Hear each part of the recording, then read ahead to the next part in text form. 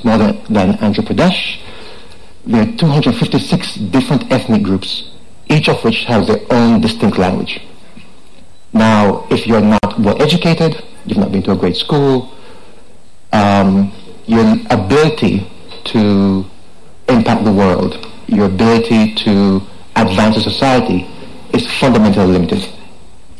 Now, today our R&D has been focused on not only helping the people communicate and access the world's information through spoken word, going beyond speaking to Siri or Google, but to actually coach them in performance. And so this session will be a bit unusual in that it will be interactive. And we'll also go through a bit of history and the fact that, interestingly enough, it's roughly a 230-year anniversary since the French Revolution. Now, what does that have to do with AI? The French Revolution, I'm Jamaican and I speak fast. So if I'm speaking very fast or the accent is a bit unusual, please tell me to slow down, and I will. The French Revolution was fundamentally about inequality. And today, growth and wealth is driven by technology. Images and verbal communication, as of, actually it was January 24, so we're one day away, in Paris and Versailles, drove the French peasantry to revolt with the realization that there was no future for them. Today, as we find ourselves confronting global inequality and the rise of nationalism, and to believing that the system is broken, we believe the only way to challenge this is to actually bring the benefits of technology, so that if someone has a question about what do I do, how do I accomplish a task, they have a coach. So I'm going to pick on people randomly in the audience and answer some questions, just to give you a sense of what this looks like. Sir, when you were a boy, 8 years old, what was your ambition? What did you want to be? Astronaut, doctor? Yes, doctor. Are you a doctor today? No. Did you know what it would take to become a doctor at 8 years old?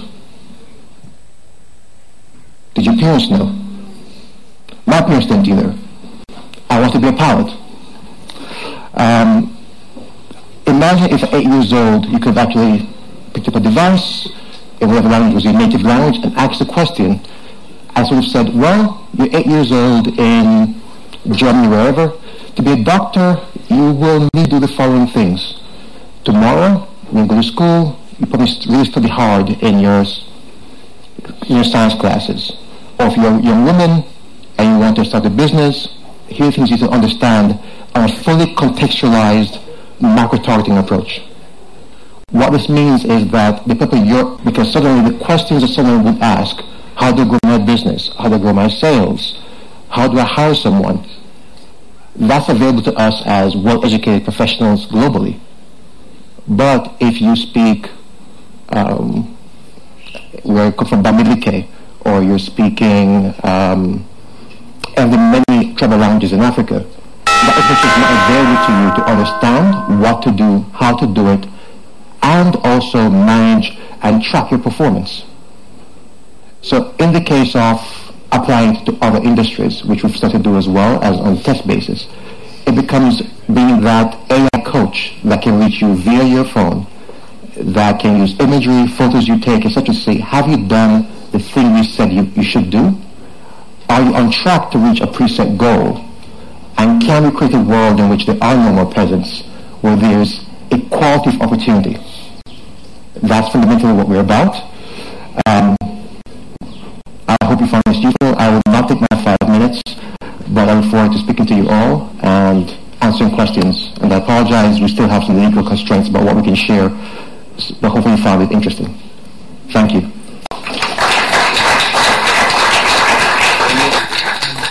Thank you very much, Marvin. Next is Tom Zaki, CEO and co-founder of this amazing company called TerraCycle. Hello, everyone. It's a real pleasure to be here. So I want to talk to you a little bit about this idea of waste. This is, of course, a very, very topical thing right now. We're hearing about it from the events going on here at the World Economic Forum, but in general from media. Consumers are waking up, legislators are waking up. I'm going to show you how we look at this idea, but I'll take a little bit of an exploration of where does it even come from. Waste, and we see this all the time now, these photos have inundated us, is a completely man-made idea. And I would also argue, not just is it man-made, where nature doesn't know what this is, but it's also something that emerged really recently, effectively in the 1950s. So it's only been with us for 70 years in its modern manifestation.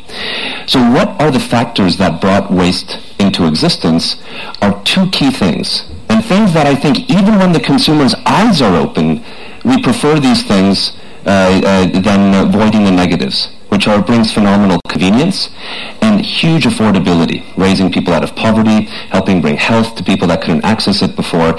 And here's how it was promoted. In the 1950s, this idea of convenience was so stellar, and I still think this is so important to us today. Now, yes, 25% ends up in our ocean still. There's a lot of work that's happening on that. We'll show you some examples that we do pragmatically. We do need to think about how do we have less material end up in these systems. And the important thing to know is the vast majority of all this sinks to the bottom. We run a massive supply chain around the world on ocean plastic, and we're able to access material like this that floats. But the really big issue that we'll all have to think about is what happens to everything that sinks to the very bottom. Now, the way we try to grapple waste is in two forms. The first thing is we try to look for products and objects that today end up in our landfills or incinerators, effectively the cheapest legal way to dispose something. And think about how we can create national supply chains to be able to recycle them into something else.